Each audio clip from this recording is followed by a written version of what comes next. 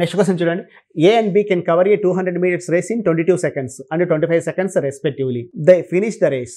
Then B is what a distance from the finish line. చూడండి, ఏబీలు ఇద్దరు race ఉన్నారంట, 200 metre race. ఒకరికి ఎంత పట్టింది అంటే 22 సెకండ్స్. ఏ అనే వ్యక్తికి టోటల్ 200 మీటర్లు వెళ్ళడానికి ఎంత టైం పట్టింది అంటే 22 సెకండ్స్ పట్టింది. అదే బీకి చూడండి, ఇది ఏకి పడిన టైం, బీకి ఎంత టైం పట్టింది అంటే అదే సమయంలో 25 సెకండ్స్లో కంప్లీట్ చేస్తున్నాడు. ఇంతవరకు ఓకేనా, 200 మీటర్స్కి. ఇప్పుడు క్వశ్చన్ ఏమి ఇస్తున్నాడు అంటే ముగింపు రేఖకు ఎంత దూరంలో ఉన్నాడు అంటున్నాడు. చూడండి, ఎంత టైం ఉన్నాడు అంటే చూడండి 3 సెకండ్సే కదా టైం. ఇతడు 25 సెకండ్స్లో 200 మీటర్స్ వెళ్తే 3 సెకండ్స్లో ఎంత వెళ్తాడు? 3/25 × 200 1 8 అంటే ఎంత ఉన్నట్టు? 24.